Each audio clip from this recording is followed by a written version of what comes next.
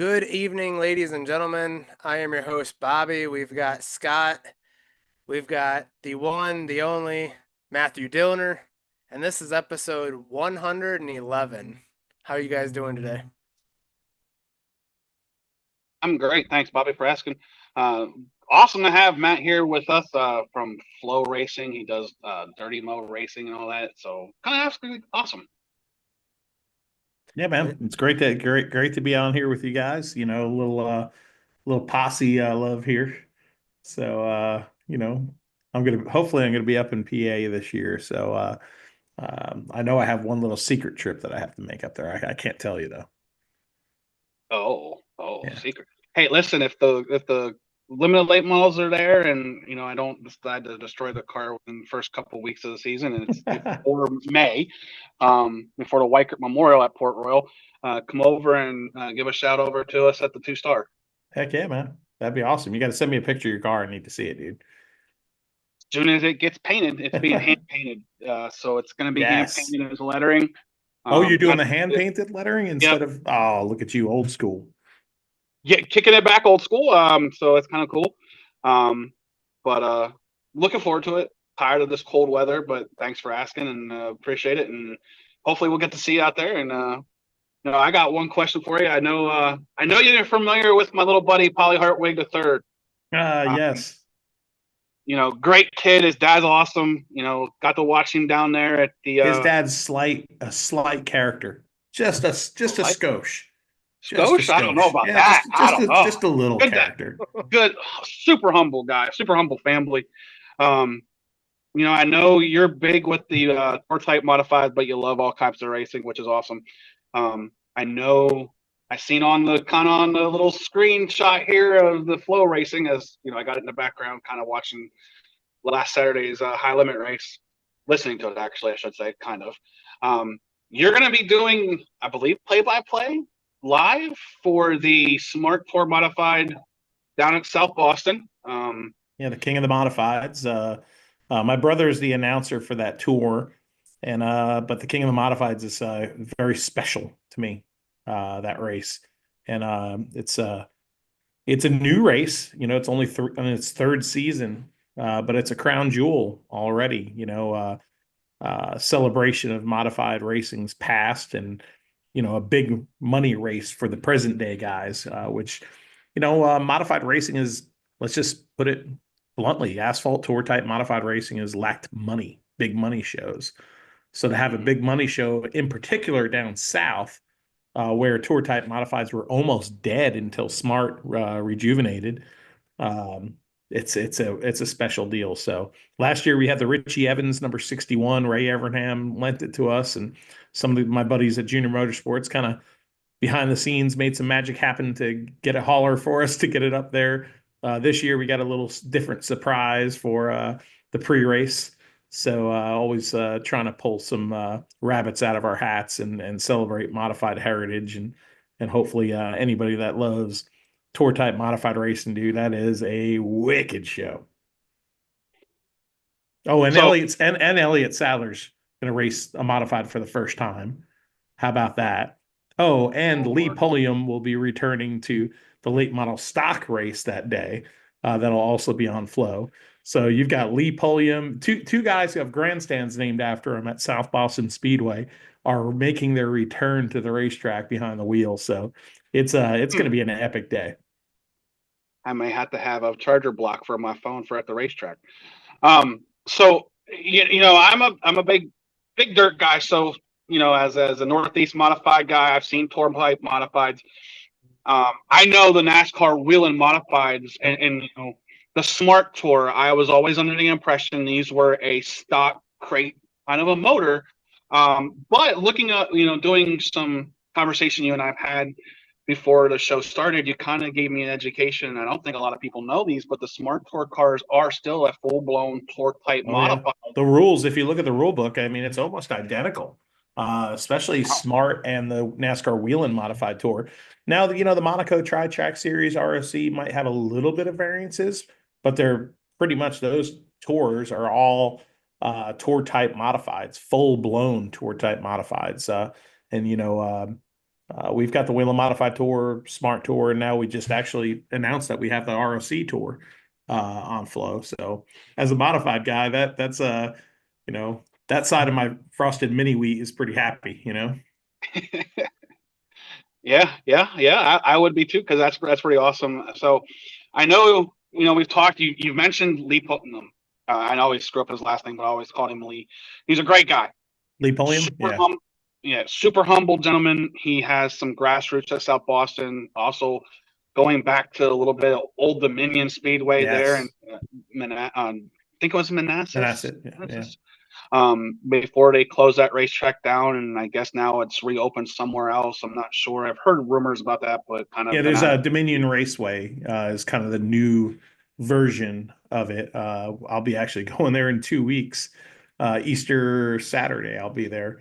But Dominion's a wicked Oh cool wow. place. So, but yeah, Lee's a great guy, man.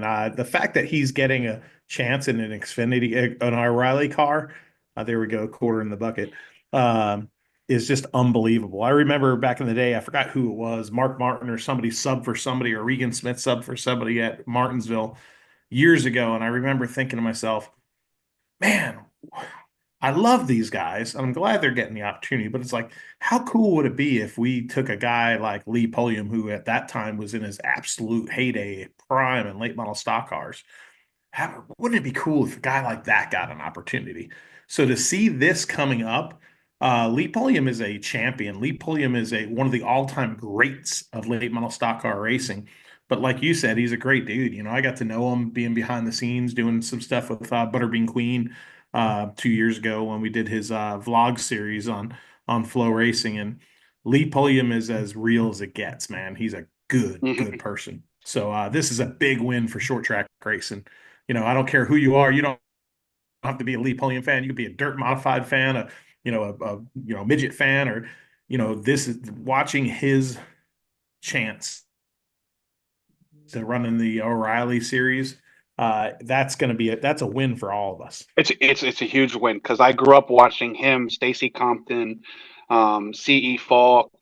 Some of those guys' names that didn't get a chance, and it makes me kind of tickled me pink when I saw. And I'm gonna fanboy a little bit here, but I was like, all right, I can agree with this. We're O'Reilly all for fanboying him. over it. We're all fanboying Yeah, over the right, fact right, that right, Lee's getting right. a chance. And by the way, Stacy Compton, you just mentioned Stacy Compton. He just took over the reins at Pulaski County Speedway, the former Motor Mile Speedway in Virginia.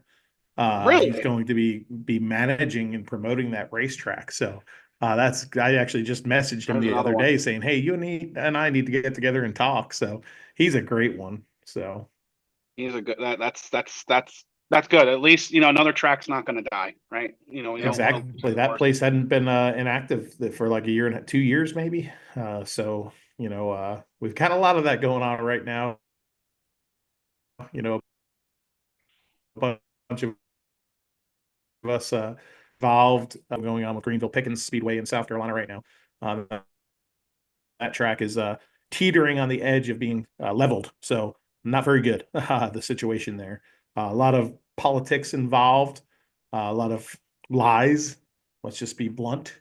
But there's some headway being made. They didn't get the thumbs up to destroy it this last meeting the other week. So there's a little bit of time. And when there's time, there's always a chance. Now, Scott doesn't know this, so I'm gonna throw this out here. So we were in Daytona. I happened to catch you out of the corner of my eye, and you were standing there, and I said, "Hey, are you Matthew Dillner?" And his response was yes. And all of a sudden, we're talking about Area 51. So go ahead and tell Scott what you said from there, because when we were talking about it Well, behind the you said scenes, something about you're like, oh, I've got this podcast and I'd love you to be on it. I'm like, okay, cool, whatever, sure. I'm like, I'm always game, man. If it's like, I'm always game because it's like, if anybody wants to talk racing, whether it's at a racetrack or on a podcast, I'm good. Let's go. And then you said it was the Area 51 racing podcast. I'm like, whoa. What are you talking about? And I'm like, we actually had a street stock number 51. And Humpy Wheeler came out with this division with street stocks where you had, some extra bars around the outside of them and all. And he wanted the cars to be themed So our car was a Area 51 theme car, and it was absolutely cool. Had an alien on it, and I'm gonna try to pull up a photo for you of it. Oh, But so when I saw the Area 51 thing, I was like, dude, this is so cool. Oh, okay, okay, I got it right here. This doesn't make for great TV here. Me not having it ready, but it's leaning a little bit into the corner there. Oh, I love it. I ain't gonna lie. That's awesome. that that looks like that Charlotte in the little Yeah, the small track in the yeah, it center. is. The quarter mile, yeah, the quarter mile. That race I led all but one lap. That was the last lap, and I washed up, and I had the disease with the helmet being strapped on too tight, where every single Happens. lap I just went harder and harder and harder. So me having the lead was dangerous because it just made me drive harder when I should have just backed it down, kept the bottom. But anyway, that's why I'm behind the camera. So we were talking about tracks that were possibly Oh, getting and by the way, demolished. so the 51 thing, hold on. Okay. The 51 thing, I had to bring this up. That's my dad's race car. Oh So it's wow, Very hard to cool. see right there, probably. wow. But my dad was number 51. So that's why the fascination with 51, whether it be when we played baseball or softball, or when my brother and I got to race ourselves, to when we had the website speed51.com. Everything in our family's always been using the number 51. So Wow, that's awesome. So you come from a racing family then? Like you have there's generations of racers yeah. all the way down from your dad down. That's pretty cool. That's really cool. That's awesome.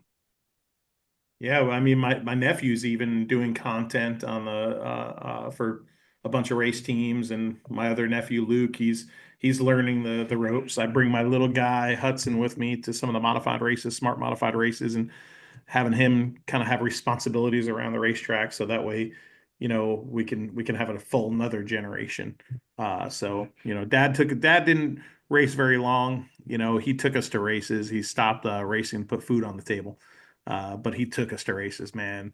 My childhood was going to 2, 3 races a weekend. So it was wicked cool. That's awesome. Hmm.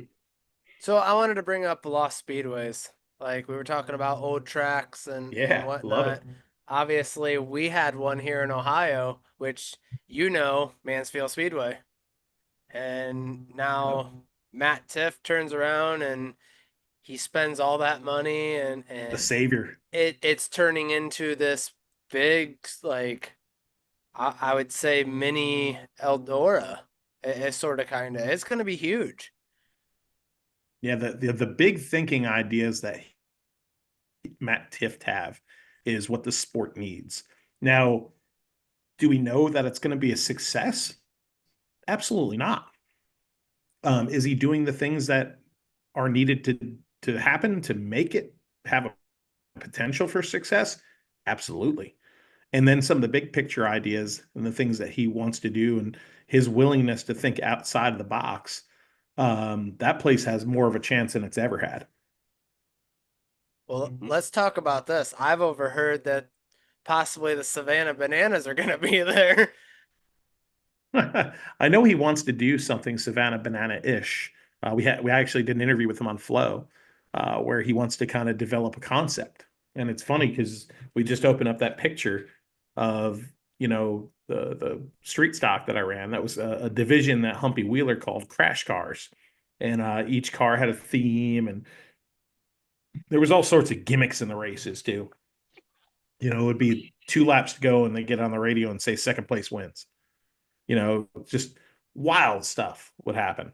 Um, you know, I mean, that's Savannah Banana-ish, right? A little bit of gimmicks, a little bit of fun, a little bit of personality. I think Tift, you can't replicate, racing is different. The problem is we've gone down the path for years of trying to be other sports. And I think that we're starting to realize that that's just a bunch of hogwash, and it's actually hurt our sport from the top down for a long time, trying to mimic other sports. And well, this is the minor leagues and this is the playoffs. And, you know, racing is different and we need to embrace the different that is racing. It doesn't always have to be full of gimmicks.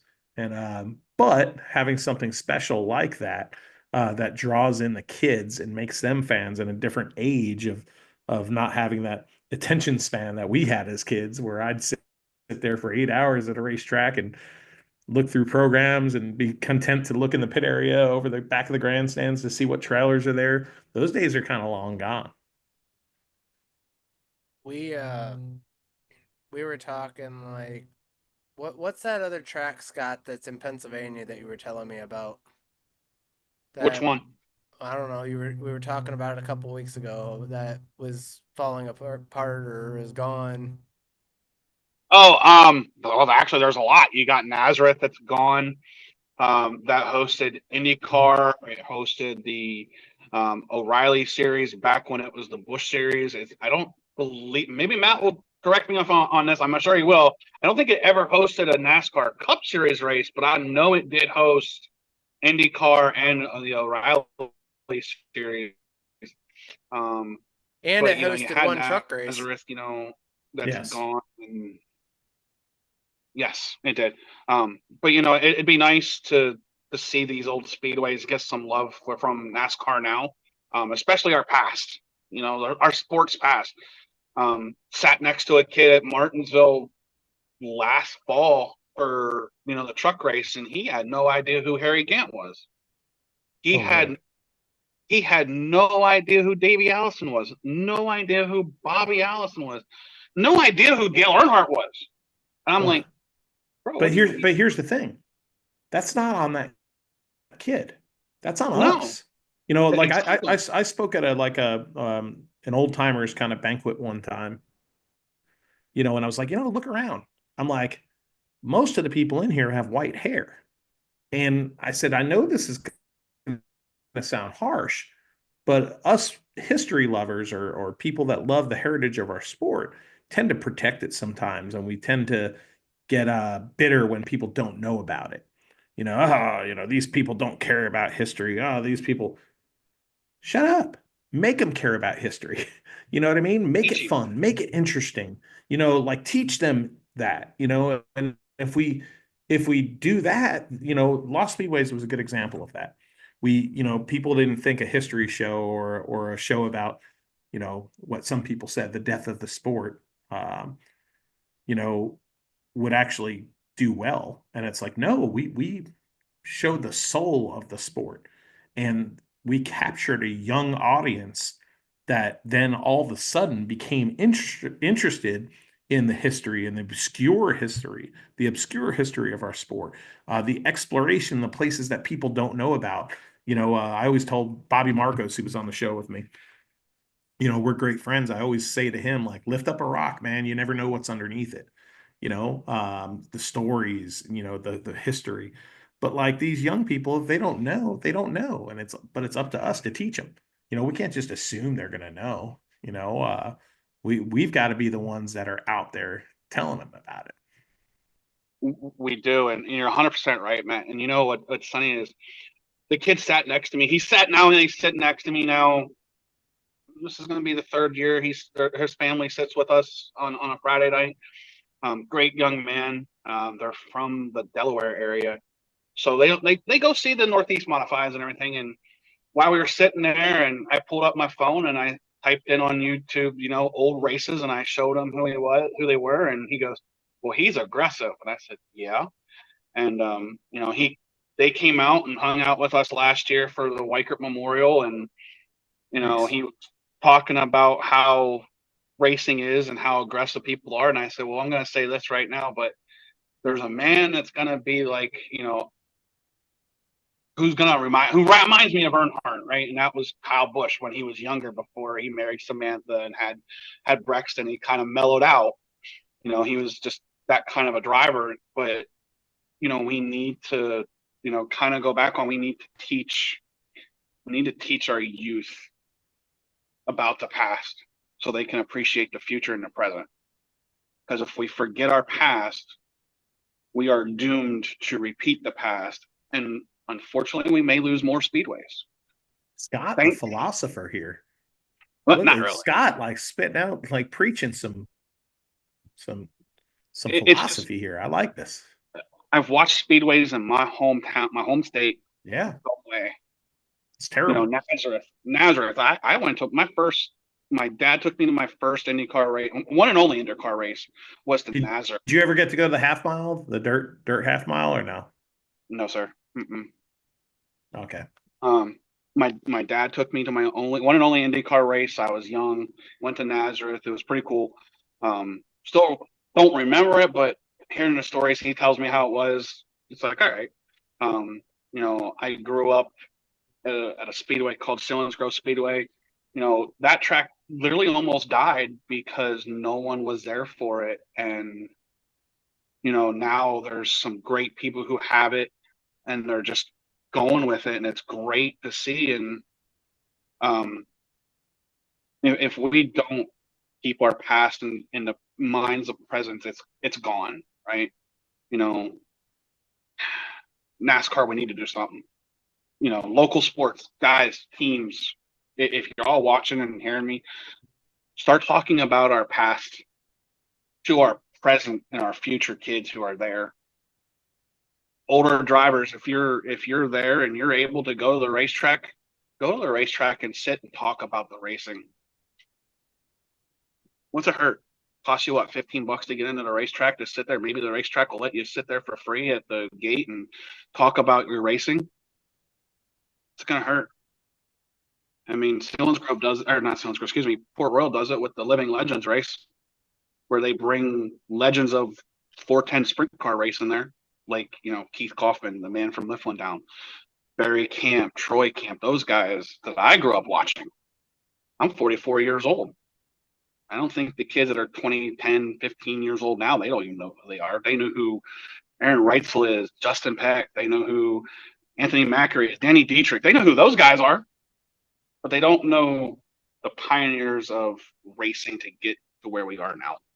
Just like NASCAR fans, they don't know Bobby Allison and all them, how we started, how we got where we are today with the Gen 7 car. Let's talk about a big. Well, let's talk about a big name, Scott. Kyle Larson. Nobody know, like these younger kids know who Kyle Larson is now, but nobody knows Kyle Larson back when he was in the 42 car and when he was back coming in to the sport. I My, mean, my my sister doesn't even. She's 6 years younger than me, and she doesn't even remember when Larson was in the oh 42. wow, oh, wow. I didn't think it was that long ago. Doesn't seem like it. No, Matt, it how doesn't seem like long ago. But the thing is with Larson is, the generation before this generation got to see Tony Stewart or Jeff Gordon. If you're looking at the upper echelons, guys that made it to Cup, say, because yeah, I mean, there's a bunch of badass short track racers that are in that same breath, but they maybe didn't get the opportunity to be up there. But the Tony Stewarts, as far as the absolute maniacal ability to hop in any form of race car and just make it go fast.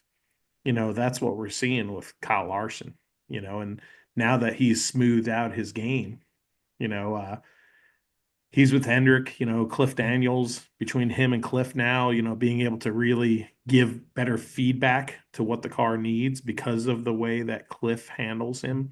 And Cliff is a master communicator and a master organizational freak. He's like a junior level younger Chad Ganhouse. Um, so driven. But you look at Kyle has smoothed out his sprint car racing, much like we've seen with Rico Abreu over the last 2 years or so. He's not jumping the cushion every other lap. He's not banging the boards, as much. He's managing his race much better, and that's produces results. Less DNFs too. We're seeing the maturation. Race car drivers don't become great race car drivers usually until they're in their 30s. Depending on who the race car driver it is different with everybody. And you're seeing that maturation right now of Kyle Larson, and he is in his prime, absolute prime, whether it's a stock car, whether it's a sprint car, when he gets in a midget, the mastery, the artistry of how he won the Chili Bowl 2 years ago, how he used that cushion as a ramp and was able to get the car up on the ramp like this and then get it to turn up on that ramp and then launch it off was something that we're going to look back on 15 years from now and be like, oh my gosh, look at that. He's a marvel. He reminds me of a modern day AJ Foyt, where AJ could get into any car and be fast. From the talent, but boy, oh boy, he doesn't have the bravado that old AJ had. That's for sure. No, you're right. You're right. You're right. But he doesn't have that. But the passing of the torch you can see is coming, and the looking at the future of NASCAR, it is super bright. You got Brexton Bush, you got Keelan Harvick coming up. Not sure how when. You got guys that are in there right now. You got Connor Zilic, who's going to be a superstar. Oh yeah, People like absolutely. that. Potentially Corey Day. Could be the next, big guy here out of the open wheel ranks. There's a lot of talent in different age groups right now, and it's all going to be about when they get that opportunity, can they take advantage of it quickly? Because we saw with JJ Yeley, who went to Joe Gibbs Racing and hopped right in a cup car. Well, he didn't light the world on fire. And then his big opportunity was in his mirror, and that was one of our generation's great open wheel superstars. Not to say he didn't have a decent NASCAR career, made a living for his family. But it's hard if you get that opportunity and it's not the right timing. Look at Brian Clausen when he got his opportunity in NASCAR. Ganassi stuff, let's just say it wasn't that great at the time, and the timing wasn't right. You know, 2 years later, Brian Clausen's one of the greatest race car drivers in American motorsport, but he's on the short tracks. So it just depends when you get that opportunity, where you are in your career, if the opportunity aligns with the equipment, adjusting to things like radial tires. There's so much. You could sit there and say like Corey Day right now. Corey Day has got so much talent, it's absurd. Oh, does he ever? Let's Does he ever? hopefully it all works out. I mean, look at Yeah, look hopefully at it when all him and works out. Larson were racing I think it was this past weekend. I honestly Yeah, thought yeah. Corey was going to beat Vegas. Larson to the line, and then Larson Oh, just that like opening shut him night right up. duel was incredible. So I watched That Friday was night. awesome. The sprint cars, you can tell Corey is super comfortable, but then you watch Yes. Saturday day program at the for the Xfinity side. Sorry, geez, there's a quarter. O'Reilly side. Um, you can tell he's out of his element, but he's got so much raw talent that Yeah. he's exceeding. But I think what he really needs, and I hope, I'm nobody, but maybe this gets back to Mr. Hendricks. Pair this kid with Kyle Larson as a mentor and Hendrick Motorsports' future for the next 10, 15 years is with this kid. It Well, remind that's what Jeff Gordon is doing right now. Jeff Gordon, has plucked him and put him in this situation. Do I think Corey Day would have been better off instead of running one or two late model races, doing 10 to 15, going down and running speed weeks in a super late model night after night after night after night? I think so. The leap that he has taken from sprint car racing as a young kid, Mm. and now he's in the O'Reilly series is an absolute crazy leap. He's handling it though. Yeah, he's had some bumps in the road, but look at how he raced at Las Vegas. You see the talent is there. It's just the adjustment and then the managing of the race. You're driving off your right rear, on a dirt car, you know, going to now you're in pavement and you have to manage your race. You have to manage your tires. The tires, you don't feel it. The suspension travel isn't there. You're traveling maybe an inch to the splitter in these cars. It is a completely different. It's like taking a tennis player and saying, "Yeah, well, now you're going to go play golf." It's that drastic of a difference. Yeah, you can't do it. Well, he's doing it, but theoretically, you He really is. shouldn't. That's You what's impressive. shouldn't succeed. You shouldn't be succeeding as much as he is. And the one thing that I'm so impressed with him, Daytona, Atlanta, Phoenix, he had rough races. Las Yep. Vegas, smooth. Yep. I feel like he's starting to get it. And I really believe that's Kyle Larson, Jeff Gordon, who two of the best in the business. Jeff was my hero as growing up as a kid. So watching him come from sprint car world to NASCAR, which was awesome. He was pretty much the first one. Then you had Tony Stewart, um, that I remember as a kid. He's going to have some bumps in the road, but I think him, Connor Zilic, Austin Harsavar, Corey Heim, right there's four guys that any given Saturday or Sunday can win.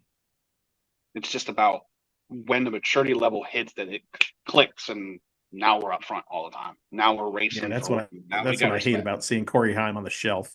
Luckily, he's gonna get him Barry Nelson's late model stock car down here in the Cars Tour and run a few shows. So I hate seeing that kid on the shelf after having I'm such a gonna dominant say season. this, and I don't know where it's gonna land. Either Corey Heim goes to Legacy next year in that third car, or something happens at Joe Gibbs that he gets in there. But I do not see him going to 2311 unless I don't know, Riley That's Herbst where he leaves. is. Yeah, that's where he is. So he'll get the opportunity. He's good enough. I He just It's is. just don't gonna like seeing him sit there. depend on where the chess pieces are moved. Poker chips fall. Uh-huh. Chevrolet, Toyota has got a pipeline of these great drivers, but they only got so many teams. I know, not many seats for them to go to. Corey Heim, You look at the Brett Cruises of the world, or Corey Heim, or you look at now they just signed. I know he's a ways away, but Keelan Harvick just became a Toyota development driver. So Toyota right now is the powerhouse of young talent in motorsports. Not that Chevrolet doesn't have good people in the pipeline, but Toyota is really making the big splash. Does they do are. does Chevy try to get Brexton Bush before Toyota does? Because that's coming. That's gonna come sooner than later. I'm gonna pause. I'm gonna say something before Matt gets in here because I know he's, I see. I don't think if I'm Chevy, I'm going after Brexton. If I'm Chevy and I got an open good car like a Junior Motorsports or that 17 or the 88 Oh, geez, car he's that's only open, he's only like 13, I think. So we gotta right? we got we gotta pump the brakes a little. Be reasonable. I go after Corey Heim. If I'm Chevrolet, or if I'm Hendrick Motorsports or Corey Junior Heim is Motorsports, locked. Corey Heim has a contract. He ain't oh, going nowhere okay, but Toyota. 2311 right now. He's not going anywhere, buddy. He And ain't you going nowhere. have Wyatt Miller coming up too. yeah, Yeah, Wyatt's just getting his start in late model racing. We just ran his first set of late model stock races. He's ran some limited late models and one at Hickory Motor Speedway here in North Carolina. And it took a wild approach, man, doing the off-road trucks, but hey, that stuff is pretty wild. He's that's learning cool. some different things in his tool belt. And LW Miller, his dad, great modified racer down south here, even though he's from Dewshore, Pennsylvania. Uh, LW is smart, man. He's got that kid in micros and mini outlaws to dirt trucks now to late model stock cars. The kid's gonna is learning versatility. So He is. Go ahead, Scott, because I No, want I to. was just agreeing with him. Okay, I want to jump into Matthew Dillner life. You Oh, went, who? This guy? yeah, Some you. big, large man with a sundrop. Well, hey, I'm joining you, which he's got the good can. I've got Cheers, buddy. Cheers to the greatest cheers. drink in North Carolina.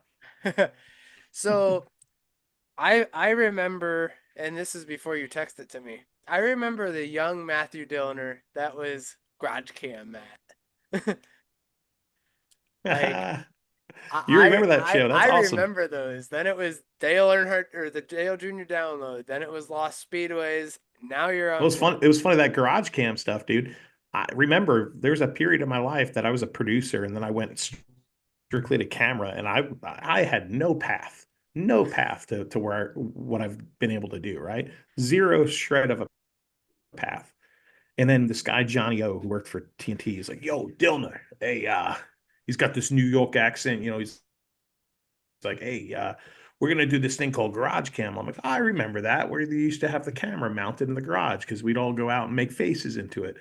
He goes, "No, no, no, we're gonna have this unit strapped to your back and you're gonna walk around and show the garage." I'm like, "All right, let's do it." And he was like, I'm like, "Well, what about a microphone?" He's like, "No, no, no, no, no, we don't want you to talk." Okay. So the first episode, I'm walking around, you're carrying the camera like this, and the microphone's right there. So I'm like, "Oh, whatever." I'm like, here's Greg Biffle's 3M car, blah, blah, blah. So I'm narrating it. So after that episode, they're like, "Man, that was great." They're like, "All right, give him a microphone." And then it was like some drivers, since I had relationships with them and they trusted me, started picking up on what I was doing and they would talk to me. And they're like, "What the heck? Drivers are talking to you? How did that happen?" And I'm like, "Well, because I know them." And they're like, "Well, I guess we got to give him a microphone so he can interview drivers." So I really like backed my way into it, and that turned into, the Vegas banquet. I was supposed to be just camera and a bunch of equipment and things failed. And they're like, "Dillner, uh, this is like an hour before the parade in Las Vegas." They're like, "No prep." They're like, we're going to put a microphone on you and you're going to be on the back of the truck and you're going to host the whole parade and do the camera." And I'm like, I haven't prepped or anything. They're like, "You could do it." I'm like, "Okay." And so I've backed into almost every role I've ever had, you know, up until I started working with Dale. Dale and Mike Davis were the first people that like kind of recognized, I don't want to say talent or sound cocky or anything, but like they were the first people to recognize that I had certain abilities. And they were like, "Here's the ball, run with it. We believe in you." And that was incredible, to have that.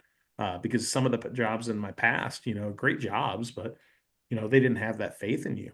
And Mike and Dale and Kelly and all the people at Dirty Mo, they were the first people to really just truly believe in me and try to let me grow.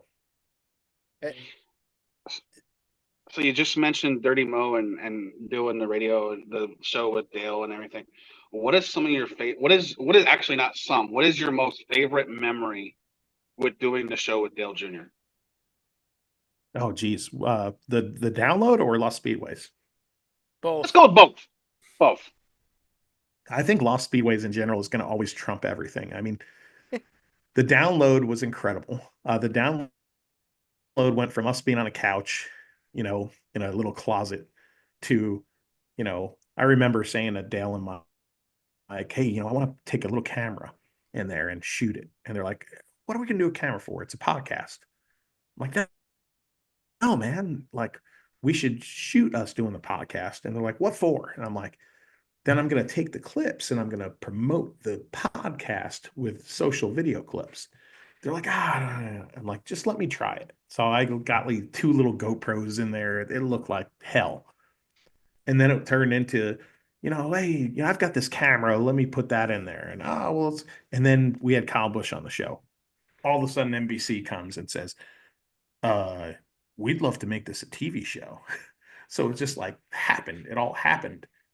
So it wasn't supposed to happen, but it happened, and they let me, stretch my legs a little bit, and because of that, we all grew together. and it was a really, really special, special thing. And I'm proud of where Dirty Mo is right now. They've got great people over there, and they the sky's the limit for Dirty Mo, dude. But yeah, I mean, the Loft Speedway show, there's probably nothing I'll do in my career, at least to this point. There's nothing I've done in my career that has ever come close to that. If you ask somebody to live their dream, that was my dream. You know, we had the idea of doing the TV show for a long time. Dale knew of what me and Bobby Marcos and Kyle Rizak, this crazy demo derby driver in Canada, the three of us kind of had this map, and we were always doing stuff on the internet, and Dale was a fan of it actually, and loved what we were doing on the web, and that's kind of how he got interested in it. And doing that show was just special. Whoever thought that some dorky guy from Long Island, New York, that was typecast as you're this, not that, would be able to co-host a TV show. Okay, to answer your question though, I know I went long here, but this just sprung in my head and it will answer your question. We were shooting the episode about Okanichi Speedway in North Carolina. And when you're shooting TV, there's like you do these scenes and you do these things, and there might be like an hour break until you're doing something else. But then the crew is hard at work at this. And we were waiting till sun was going down. And I went and I'm like, hey guys, I'm just gonna go over to that park bench. And there was a guy that was there that was helping us out. And he's like, you mind if I go over there with you? And I'm like, yeah, yeah. So I was just sitting there and I was just kind of taking some things in and looking around. And he actually said to me, he's like, you seem like you're deep in thought. What are you thinking about? And I was like, I am. I'm like super deep in thought right now. I'm like, I'm just kind of taking it in that I'm here. And 45 minutes ago, I was walking around Okanichi Speedway with Dale Earnhardt Jr. and on my other side, Richard Petty. Those are life moments that, the 5-year-old that grew up in the grandstands at Stafford Motor Speedway or Islip Speedway could never dream would happen. The kid that was in the back of a pickup truck driving to Connecticut to go see a modified race, in the back of a pickup truck, would never think that he'd have those type of opportunities. And that's one thing that I'll say for sure. During it and even after it now in the mirror, I do not take any of that for granted. It's freaking awesome. You're referring to, let me think if I remember the episode correctly. I think it was titled Okanichi Speedway with Ghost Track in the Woods. Is that the one I'm thinking of? It's in I forgot the Hillsborough? title of it, but it was the one that yeah, Hillsborough, yep. Okay. And Yeah, that was a dirt track, it's wasn't it? an incredible park now. You can go there. Yeah, yeah, large dirt track. But the great thing about Okanichi is you can still go there. Bobby Marcos, who's in some of the episodes with me, the long-haired like rock guy, Mm-hmm.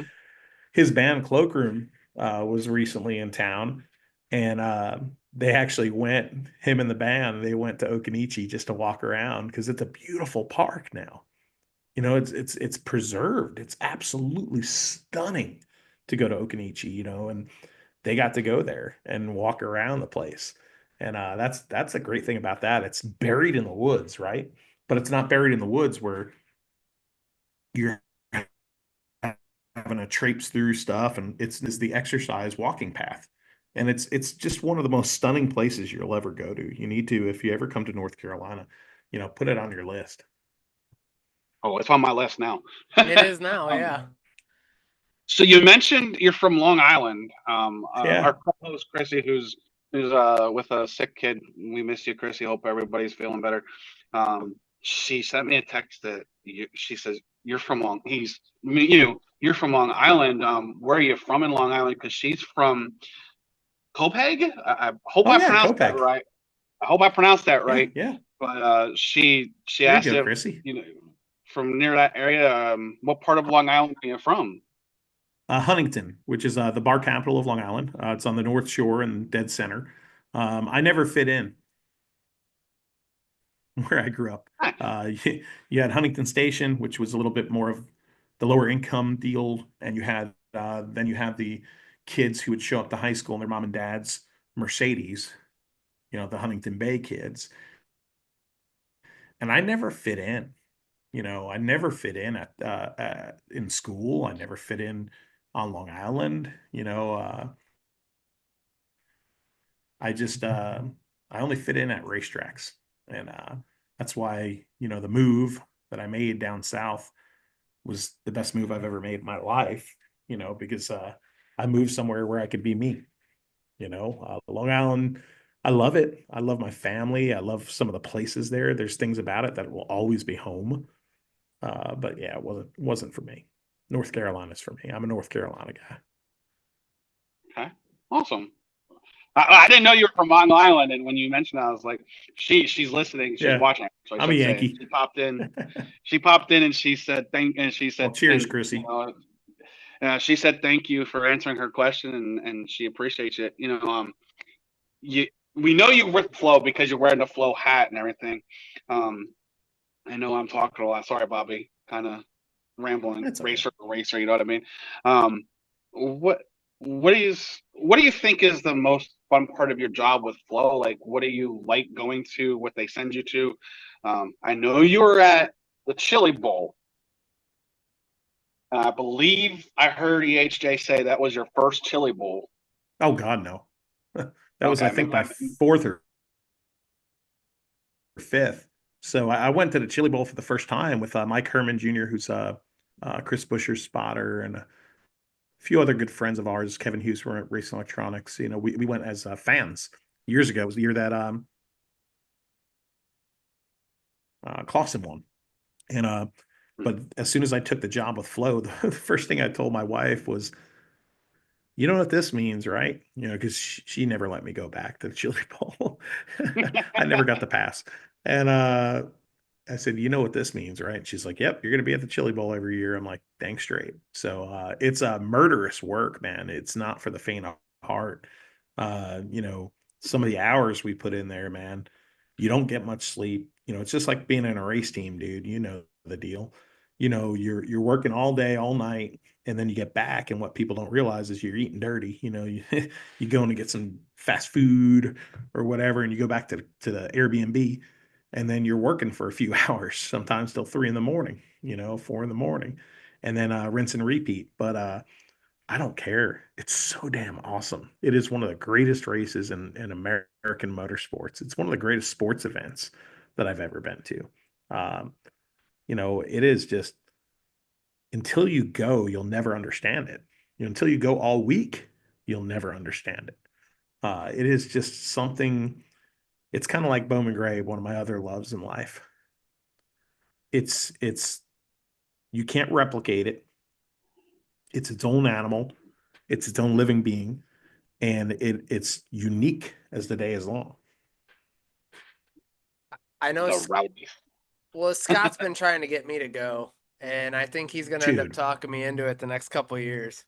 oh come on, dude. Next couple I've of been years. trying to. What do you mean next couple of years? Dude, I'm a busy Next year. guy. I don't care how I only get busy so you much are. Make it vacation happen, dude. time. It's a chilly. Thank you. I Thank know, you, and Mr. and Mac. there's Yes. a good week of it you could take there. Just 1 year, take the week off, and then get some neti pot. The sinus rinse thing through the nose, so you don't get the chili bowl Mhm. flu. That's an old JG Alley trick. So if you don't want to get the chili bowl flu, that's what you do every night religiously. My guys all pick on me about it, right? And then a week later, hey, where's this guy? He's not in the meeting. Yeah, he's down with the flu. I'm like, well, yeah, hate to say I told you so. I didn't get the flu, and I didn't do the nutty pot thing. I didn't get the flu. I must have got lucky. Yeah, good for I you. got lucky. Did you go So all lucky. week? I went Monday, Wednesday, Monday, Tuesday, Wednesday, Thursday. I had to come home Good. Friday. But I got to see my buddy Justin Peck run I got to see my buddy Denny So you're a Simon. peckerhead? I love it, man. Yeah. I love Not Peck, man. fan of. He's got a personality and a half, and he's a Oh, damn absolutely gasser, ever. dude. First time I ever met Peck, right? I always knew of him, and then I was watching him and Sunshine go at it at East Bay, and it was like, damn, these guys are just killing each other out there, right? And Sunshine got him on the last lap, and I remember I went down onto the track afterwards, and I talked to Sunshine. I was going up to talk to Peck, and I had never met him, and he got out of his car and he punched the toolbox, and I instantly knew. I was like, that's my guy. I like that. He got out, he finished He's second to aggressive. second to Sunshine, and he ain't happy with it. And that's kind of Mm-mm. what like drew me to him at first. I'm like, I want to get to know this guy a little because I think he's interesting. Yeah, Bobby. When you get to meet him in May, he's a short, little feisty guy. And Oh, he's not lovely. short, but he's no not 6 foot tall, but he his size when he gets in the race car, he's about 10 foot tall. Thinks he's bulletproof, but he is such a wheelman. He's a great guy, But I will say, Alex, she has her hands full with him. Mm. He's a good dude, though. Yes, I like Justin pretty good. He's a good kid. I shouldn't call him a kid, but he's a good guy. Yeah, yeah, he's fun. Can you tell us about the upcoming Bowman Gray? Like, what's coming up? We know you're going to be there every Saturday. Yeah, man. I mean, hold on a second. I've got it right here. The opener will be April 18th, the Hayes Jewelers 200, the 1130th edition of Still the Most Exciting of Them All. If you've never been there, you're probably scratching your head going, what the heck is he even talking about? Or if you know what Bowman Gray is, you're probably saying, "Oh yeah, there it is, Bowman Gray, where they just fight and wreck," because those are the people that only see it on YouTube, or like us with Flow. Of course, we broadcast the races, but when something electric does happen, of course we're going to put it all over social media because we're doing our jobs and getting eyeballs on that form of racing.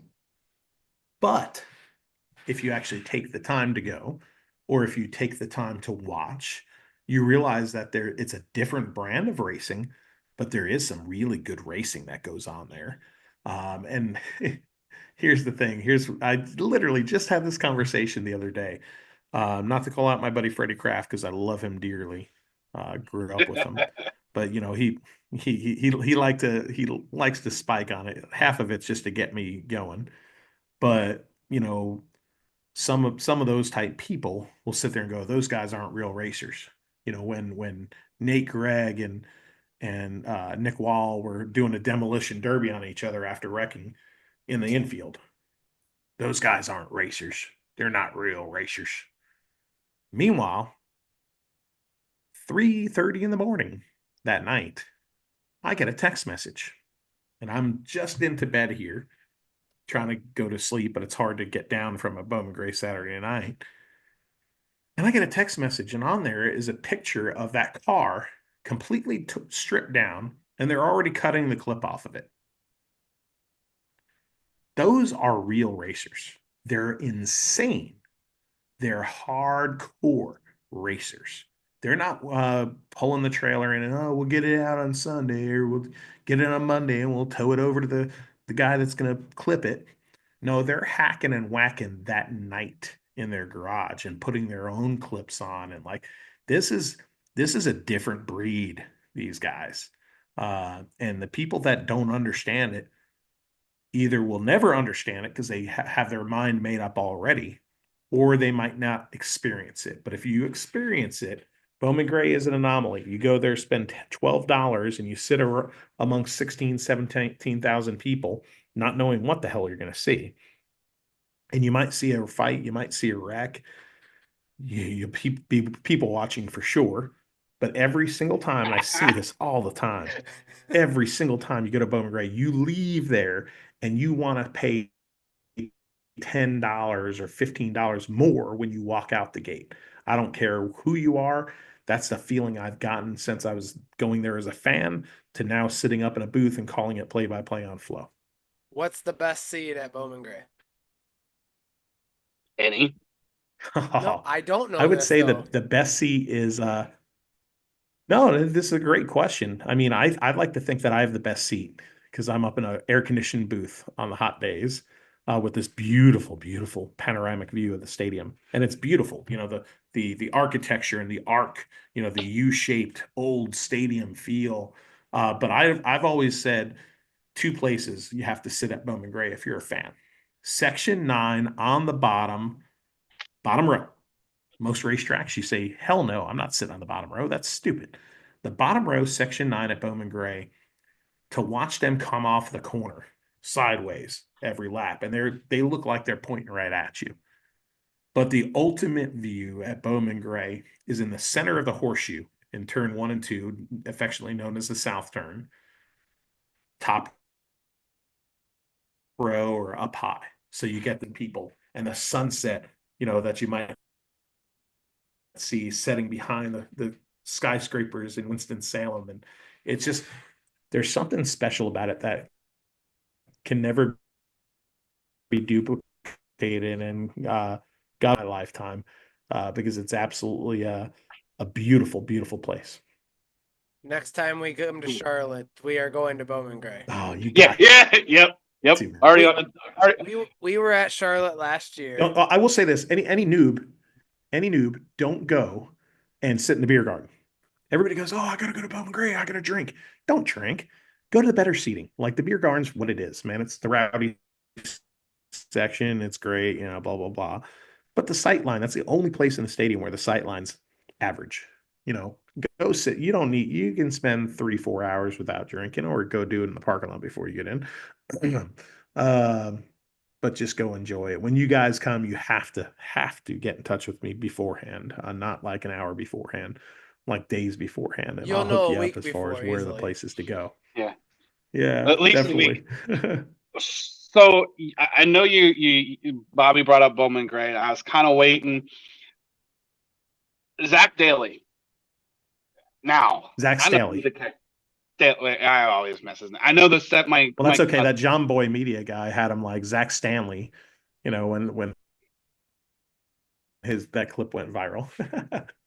um my cousin Larry went down and helped him out and everything, and so I kind of know him, not really know him, but know of him, and watching some of it on Flow and everything. I really like. I guess they look like a late model, but they're a street stock kind of a car. I'm not really sure. I'm trying to still learn more about all the classes at Bowman Gray It's because different. pavement divisions are kind of, you got a pro late model, super late model, then you got tour modifieds, rate modified. Okay, guys, come on, getting a little ridiculous, like kind of like the dirt guys. What division would you feel at Bowman Gray is the best division to watch? The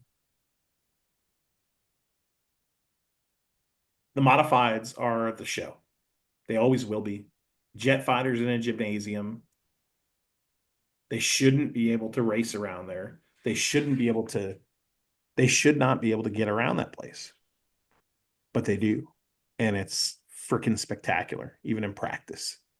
But then when they line up on a restart side by side on the double file nights, and you've got two guys getting to that button, trying to get it to it before the other one and not jump. It's just wild, man. I would say beyond that, I'd say the stadium stocks, which are like the mini stocks, they're almost like Pro Fours near us a little bit more than they are the Fox Body Mustangs anymore. But the stadium stocks put on a hell of a show. I got to race one there one time, and you got a little bit more room to race in a stadium stock, and I kind of like that. But yeah, I mean, it doesn't matter. You could put a tricycle around Bowman Gray Stadium, and it's going to put on a show, dude. Well, let's throw this out here. What about the Cup Series being there? It's been crazy. Do you Love think it. the do you think the Xfinity Series and the trucks could end up doing it? Yes, absolutely. I absolutely, in my brain, can see if they end up doing something else maybe after next year or something with the Clash. I could easily see the Truck Series having a points race there. Why not? Or the Xfinity, the O'Reilly Series. I caught myself. Why not? I mean, we learned one thing when the trucks went to Eldora. I learned one thing when they went to Eldora. I remember saying to myself, you know what? Nothing's impossible. You know, we just took a NASCAR top three national series race to an awesome little dirt track. Well, not little, but Rossburg, Ohio, man. It's just anything's possible. You know, heck, I'd like to see the Cup cars at Eldora. You know, but then again, I'd like to see the Cup cars there with travel in them and things like that. But yeah, going back to your question though, yeah, I can easily see, you know, the Truck Series having a points race there. That would be a ticket, dude, and not you know not in February. I'm Yeah. talking like in the heat of the summer when everybody's pissed off and it's hot out and the track's greasy and all the rubber's sticking down. Oh man, that would be awesome. Cool. Oh, Bobby, I know we could sit here and talk for hours, and Bobby, I don't know about you, but Matt, would you be inclined to come back and do a part two? Yeah, I would. And I'll give you one thing. If there's one question you didn't get to ask tonight, hit me with the one, Bobby. What I know, Bobby, you've been pretty patient. If there's one thing you wanted to ask, hit it now, man. We're here. Like, let's rip off the Band-Aid. Let's do it, dude. Which one you want? I got a bunch of them. I have a list. he Come on, does. pick I number actually one, like. dude. I'm If looking at if, if we're doing a my part two, screen's let's full. close it out strong, dude. Scott, what do you want to throw? We have a bunch. Oh, we did talk a lot about Cup guys and stuff like that, which I didn't expect to do. So, Hmm. That's what I'm. That's what I'm looking like. What I liked like like we had a like there's nothing really that pops in my head that we had a converse you we know? talked What about everything. I'm gonna bring it up. It's something that Chrissy and I talked about. It's obviously something that Matt and I talked about at Daytona. I want to know how cool it was to go to the graveyard. Everybody keeps like Dale Jr.'s graveyard of cars. Like Oh, everybody is always talk about it or his Western town. I know you've got to see all that. So enlighten everybody how cool that stuff is because I've always heard about it just through video or heard people talk about it, but I've never really like had anybody tell me that hey, I've went through it. This is what it is. Like how's all that stuff happen? it's cool, man. I mean, just think about having like you've got your look at your background. You know, you got all your cool Area 51 stuff. You got your Biffle picture, the signed one that you showed me before. You got all these keepsakes, right? Well, Dale's got a million things like that, right? But then just think of like the a man cave, but having an outdoor version. You know, like, okay, here's these race cars that are going to go to rot somewhere, right? They're going to get crushed. They're going to get, disassembled. They're going to get something. No, like it's the most unique thing because it's like having a lost speedway in your backyard, man. And that's what's so cool about it. You know, like when you get in a side by side there and you go over the bridge and you make the left and you start going up the paths and stuff. And, he's got a lot of land there. And you start seeing, oh, look at that. What's that car? It's kind of covered in ivy and you're going over there and looking at it. And it's wild, man. It's like it's hard to say, but it's like an amusement park for a mysterious, nostalgic racing amusement park. It's unique, and I don't think it's anything that could be replicated. You know, Do you, and the Western town's just cool, man. do you think Junior at some point in time would ever open it up to the public to where he would like kind of like make you drive your way through it or something? No, man. I mean, the one thing you got to realize, and even when I worked with Dale, and I tried to keep this very serious about this, is like he was my boss. He was also, I considered him a friend as well. But like, that's his house. That's his land. That's his property. That's where he's raising his children. Yeah, there's a lot of people that would love to open it up and make it like an amusement park, but no, that's his home, and there's an element of privacy that needs to be preserved. He holds events there, and a lot of the events and the things that he does, he'll do so to raise money. Um, you, the Dale Jr. Foundation, has an event there every year that raises a ton of money, and some of those people get to be there at the Western Town and get to see it. So there are pathways in to be able to do that. But besides that, it's some things are best preserved, Yeah, and some things are good left mysterious, that and is not definitely a if everybody mysterious could see thing. do yeah, if everybody could do it, it wouldn't be interesting, right? Yep.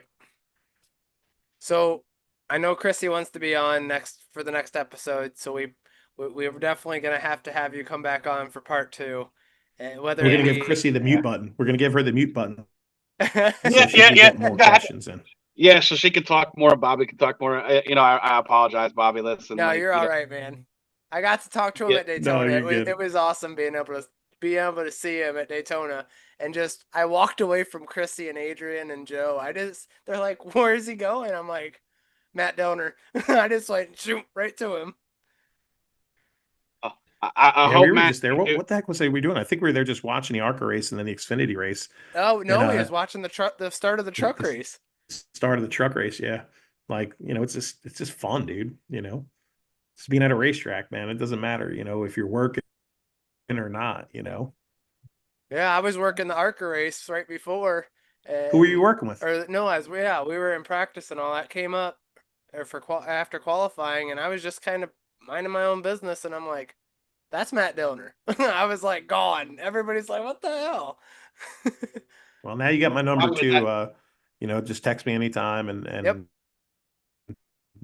racing people are, it sounds really silly and cliche, but racing friends are real friends. So it doesn't matter ain't that the what level you are truth? in. It is, man. It doesn't matter what level you are in the sport either. People sit there and look at me and think, oh man, that guy's got it all. Well, no, I don't. I've got a house that needs painting and windows that are rotten out. Like, we all have our problems in life, but like, people think, oh, because you made it to cup or you made it to this level, that you're a different level than people. No, man, I'm a short track guy, man. I'd kick it at a midget race or at a late model race or a late model stock car race or modified race, man. We're all just a bunch of racers when it comes down to it. And racing people are going to be there for each other. And I look at when I lost my dad, my family was there for me, right? Like they always would be. But some of my racing friends, unexpectedly, were there for me just as much, if not more. That's the beauty of auto racing, is the people and the relationships that you make along the way. Ain't that the truth? They become, you know, the racing friends become family. They really do. And you're right, Matt. You can't 100%. see that any differently. Um, but Matt, for me, if you do get up here to Port Royal at the Weichert, even if whatever reason we junked the car, Pastor Doug at the chaplain for Port Royal, if you want to get connected with me, or maybe Bobby can shoot you my number or whatever, more welcome to. If not, get with me through Pastor Doug if you're up there, and we'll sit there and we'll shoot the breeze and have a pretzel and a soft drink or whatever, and we'll talk some racing and share some past. And Bobby, he's supposed to be here for the white. Okay, time out, time out, time out. I haven't told anybody yet. You're ruining it. Mr. Dillner, you're here so you can hear this. Adrian and I will be at the Weicker. And we will be there with Matt Dillner. If he can If be he there. if he comes. I don't know. I don't know if I'm going, but he will be at the Chili Bowl. He also said. I think I heard that right. Is that what I I heard? will be at the Listen, Chili He Bowl will be at the the Chili. next 1 or 2 years. He will listen. I'm gonna watch. book the tickets right now, You bro. will go to the Chili Bowl. Oh yeah, 2027 Chili Bowl. go to the Chili Bowl. Stay at the Hard Rock. Hey, Chili we're Bowl. Don't saving just go this. Saturday. Go the whole week. We're saving that right there for the intro. Go. It's like a trance. I'm like hypnotizing you. Go to You the chili know, bowl. real quick, before we wrap up and stop and stop blowing everybody's ears up as they listen to us for an hour and some odd minutes, which is Yeah, and awesome. then I gotta go too because I gotta my Yeah. little guy's waiting for me upstairs. That's why He we doesn't like to cut go to the. bed That's why without we seeing started me. early. um, Bobby, the one thing that I can't wait for Chili Bowl 2027 is something I've never seen. It's a tradition that they do. Um, they've done it for as long as I can remember. Is the Parade of States. That is so cool to watch on TV, on Flo's coverage. But I I just thought want you were to gonna say chili bowl after dark. That's even cool too. I kind of like when they, Boyles and them walk around the track and have a beer and talk after the races and everything. That's kind of cool to watch too. And the Chili Bowl after dark. I've heard some stories, but we won't go on that subject right now because that could be an hour-long podcast. Just go look it up on Flow. Just go Oh, I look see. look it up on Flow, and you'll. Whew, it's So special. I think we're gonna have to. I think I'm gonna have to get with you and see if I can maybe come on Flow for a little bit if I come down to the Chili Bowl. That'd be fun. If you show up to the Chili Bowl, we'll get you on Chili Bowl after dark. Done deal. Okay. He sold Actually, Bobby. not if, when he comes to the Chili Bowl this year. You don't need any other vacation, buddy. It's better. It was just as good as my Signed, sealed, honeymoon. delivered. Hey, remember, I have Daytona 500 tickets. I have to make sure that I'm there for that too. Yeah, the Chili Bowl's a once in a lifetime, brother. Daytona. Yeah, baby.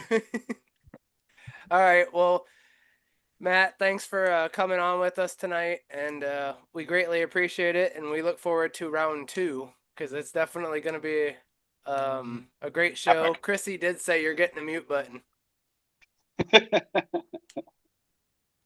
But I want to say thank you to Matt. Thank you again, sir. A pleasure speaking with you, and thank you for coming on. And look forward to watching you at the South Boston race for the modifieds. Yeah, make sure you tune in, man.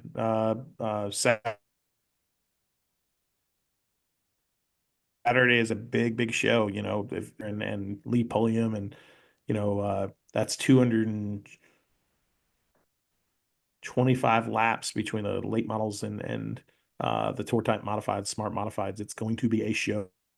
That place is stupid fast. Let's go, little Polly Hartwig Jr. The third. Let's go. Go come, buddy. We will definitely see stay if he in can touch. wear the crown. I'll be doing the proclamation too, in Victory Lane with the reading of the proclamation, and we'll be crowning him. So that's a lot of theatrics. That's a lot of fun. So make sure you tune in. Yes, sir. And we will stay in touch, and we're gonna look at maybe getting rid of Zoom after this episode. Yeah. Text me afterwards. I got what you need. Okay, I got you. I thank you again and look forward to seeing you soon. You got it, buddy. You guys have a great one, and All right, you too. see you at the races, dude. Yes, sir. Take care, sir. Thank you. Awesome episode for episode 111. Absolutely the best show I don't know. I'm gonna say best show. One of the best. One of the best. One of the best. But let's be honest. The race fan, even taking the racing out of it, he spoke truth. We all did, really. Yes, sir. If we don't teach the kids now the past of our sport and how we got to what they know as their present, our future is lost. But he's so, I don't know, man. Bowman Gray is on my Yep. on my bucket list. Bowman Gray, Chili Bowl. I keep telling you, dude. I'm gonna be on Flow. Yeah, okay. I mean, if you go, you gotta I'm coming. You gotta convince Adrian to let you come to the Chili Bowl. She'll want to come too, and that's where it's like maybe. Got to I know she's not really big into racing, and that's okay. Actually, she's really She's gotten getting there. into it. I mean, to be honest, think about this. When you first met her, she didn't go She to didn't. very many She didn't races. care. She She didn't care. Right. She has been to Daytona for the ARCA race. She's been in Daytona for the um, truck, Xfinity, and Cup race. Mhm. She's been to Charlotte for Hall of Fame and all of that, and she loves it. I think, I mean, even Chrissy just said we want to go to the Chili Bowl too. So let's make it a group trip. I think it needs to be a group trip. Oh, that'd be. Oh God, I don't know. That'd be a blast. Ah, But listen, I don't know if Chrissy or you have listened to. party. We didn't get really much to talk about it with Matt and everything, but there is a section on the backstretch. They're called the Rowdies. Yep. Monday through Wednesday, Thursday, they're not too depending on who's racing, right? But Saturday, those boys on the backstretch, they get some rowdiness. Right. Now here's my And question. So he's saying go Monday through Saturday or Monday through Sunday. Monday through Saturday. Yeah, Well, you're going Saturdays. home Sunday. Yeah. But what I'm saying is, what if you go Thursday, Friday, Saturday, Sunday? Well, Sunday is just a travel day to go Well, home. that's what I'm saying. So Thursday, Friday, Saturday. Here's the bet. I, you have to do the whole week, man. Listen, man, like you know me, I'm all about let's like if you want to go like the Monday through Friday doesn't start until in the evening, Right. right? Saturday, listen, you're gonna get out there Friday night. You're gonna go, like he said, get a shower. Well, not even get a shower, get food, get a shower, go to sleep, get up. Saturday morning starts the Like 7 a.m. humanes, whatever, the lowest main. Next year it's gonna You be Z. I would love to see the Chili Bowl get 500 cars. Realistically, do I think it's possible? I How don't think close were so. you last year or this year? To three something. I thought it was like 392. Let me.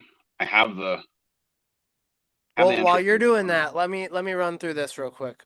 I want to give a shout out to our partners and sponsors who support us: Alliance Driveway Solutions, Action RV, Spartan Waste, Fox Sports Spartanburg, Matman Designs, The Runner's Roost, Circle B Diecast, Belcher Cheesecake Creations, Schanzenbach Landscaping, Anna Amore Designs, Matrix Apparel, Race Day Authentics, Barbershop Ministries, Club Racing Inc., and then obviously our drivers. I want to give a shout out to Alex Club, Jeff Mahoney or McConey, Ava Hansen, Becca Monopoly, Quinn Davis, and Logan Mizuraka. I thank you everybody for supporting us, and Ava's going to be dropping her paint scheme for this year, so I think tomorrow or the next day, so I'm really excited about that. But Chrissy, we missed you. We wish you were here. But Scott, how many people was it? Or how many cars? So they had 400 drivers entered. 387 cars drew uphill and raced. So the biggest field they've had ever. So I think maybe you might see 400 plus in the next couple of years, but it's the Chili Bowl, and it's the best race, man. Chili Bowl is one of the best races. I think it. Well, I'm a dirt guy, but I love my NASCAR stuff. So I mean, I grew up on dirt, watching dirt and everything. I think the Chili Bowl is bigger than Daytona 500. I really do. I went to my first Daytona 500 obviously this year, and it did not disappoint. Next Never year, does. I've already made it clear that our Daytona 500 tickets, where we're sitting, we are going to renew them for the next 7 years. We will be there for the 75th running of the Daytona 500. It's okay to miss one in between before the 7,500. The 75th running of the Daytona 500, but I will tell you, man, you do have to get out to the Chili Bowl.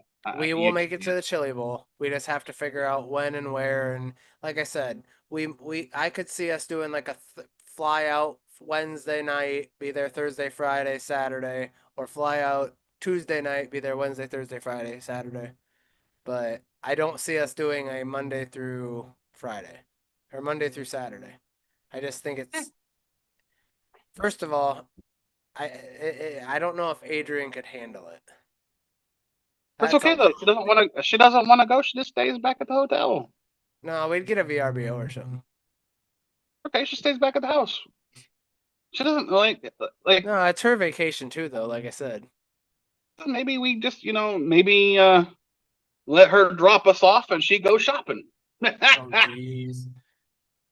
Lord help me. You do not help the cause at all.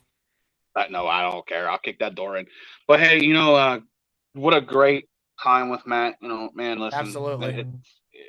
he is so fun to talk to and so like as passionate as I am with dirt racing and what he does for Flow. She's I can't. How much fun it was just to talk to him, man. Like Dude, I it think I still had another hour and a half worth of questions. I had they're not questions, like conversation, Well, it wasn't, oh, I wouldn't say question. Yeah, conversation more. like asking him what he thought. Like he is so you can see the passion in him. Like he took his passion for racing and made it a career as a um motorsports analyst on TV on for Flow. Um he's one of them. He's look how much he knows about Dale Jr.'s graveyard. Like I was Right. like, where are you going with the graveyard thing? Well, why are we asking about the graveyard? Uh, You were like, I seen the look you gave me. You're like, what in the hell? not that. I was like, why are we asking about that? I mean, that's like Because that's I something that a understood. lot of people have messaged me going, you have Dillner on the show, and now you get Yeah, like your dad was a Dale Senior fan, your dad was a Junior fan, and like you've always talked about the graveyard and the Western town and this and that. Now is your I chance forgot to about the Western ask. town. I forgot about the Western town. I did, but for me, I could never invade Junior's privacy because it is at his home, right? We all Right. knew it was Well, at I his thought home. maybe it was back far enough to where he could, if It's he like boxed his mm-mm, house around, you know what I mean? it's not. No, Um, I looked it up. what I It's think not. It's right on his like real close. what I think would be hopefully maybe in the future he would do, is maybe do a couple segments where he goes through on his own with like a camera or maybe with somebody that goes with the camera and just talks about key pieces that he has there. Maybe I'm sure he has some of his cars that he's wrecked. I'm sure he's got all kinds of cars there. From what I remember, he's got a lot of cars there. Um, maybe at some point in time they do a TV show on the graveyard. That'd be something about NASCAR's his past. But other than that, man, like it's been a great show, and you know, wow, we've been long winded. I've talked more than I normally talk because it is what it is. But yeah, we definitely got to get him back on the show again, and let's have some fun and you know get out of here and start picking up for next 2 weeks. Yeah, as I say, we're off next week. We did a double episode this week, and I wouldn't have traded that for the world. That was awesome. But we've got some exciting things coming up. Obviously, you guys heard that Mr. Dillner told me to get a hold of him after the show, and we're gonna be talking about some stuff. So maybe Zoom goes for a ride, and we go somewhere else with our podcast. Yeah, or using a new platform that we can definitely post out to live shows instead of using Zoom because we did have some technical issues earlier with myself for connectivity with Wi-Fi, which is weird because I have really great Wi-Fi. Yeah. Um, So by the way, I was told to do this real quick. So no more Scott talking. He's muted.